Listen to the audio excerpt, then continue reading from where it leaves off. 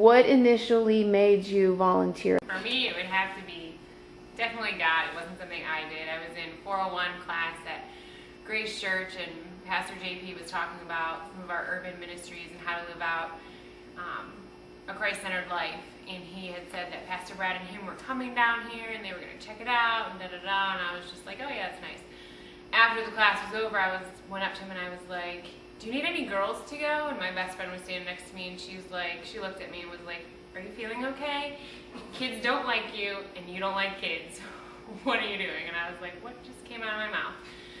The whole next week, I was thinking of excuses of why I wasn't going to be able to make it now, because JP had said, yes, it'd be good if you came. And that's how I actually came, because I followed through and came, and it was the most uncomfortable night of my life, outside of the box. There's all these rough kids, I don't relate to any of them, totally different lifestyle, grew up totally different, and I came back the next week. For some reason, I didn't have to. I had no idea why I got in my car to come back, but I mean, I know God definitely drew me here, but that's how I got here. Force, baby, force. We were going to an ABF through Grace, and they decided they wanted to do some kind of outside ministry as a small group, and they heard about the garage. And originally, it was just going to be we were all going to buy pop and bring pop over, and yada yada yada. We all came to visit one night, and it was kind of cool because it was something I wish I would have had as a kid, and I just fell in love with it. And I just at the post meeting just said, "Yeah, I'll be back next week." And Amy left kicking and screaming. This time it was me instead of the ground, and we've been here ever since. Amy now comes back willingly, lovingly. Would be lost on a Tuesday if I wasn't here. She did So that's a warning. Run now. Run away and not come here. It grabs a hold of you by the heartstrings and you never can leave again. Run towards the garage? Is that what you're Yes. No, run away. Answer that.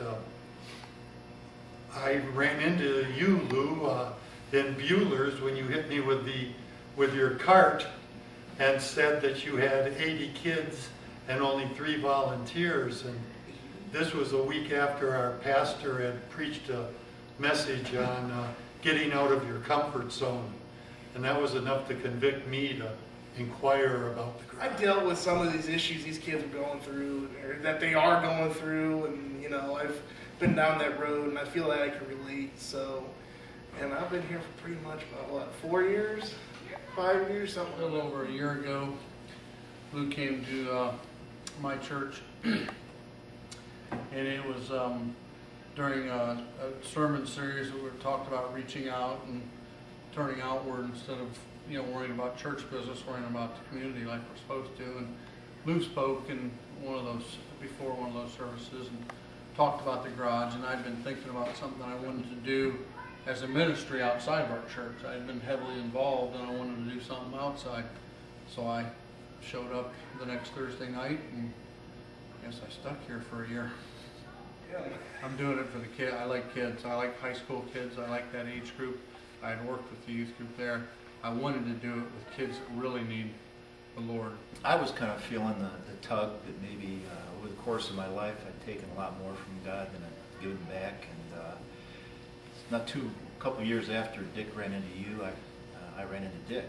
So sort of chain reaction there.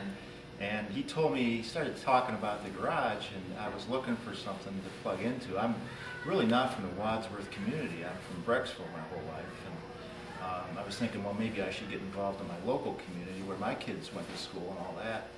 But the more I thought about it, there isn't anything like this in Brecksville. I'm not sure there's anything like this in the United States.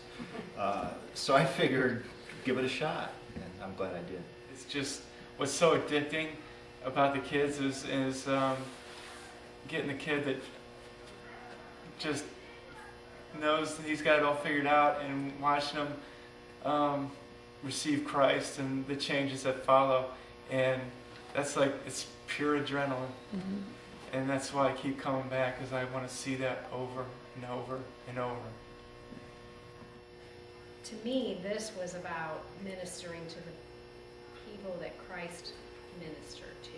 To me, this was this was where Christ would have gone.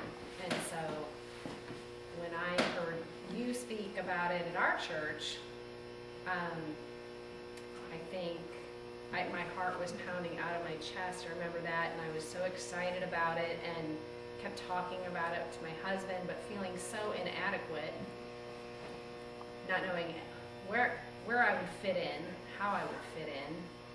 And I just remember laying on the floor and just praying and just committing my whole self. And however I could be used, even though I couldn't see it, I'm sure it would have been revealed to me. And now I look forward, count down the days to Thursday night.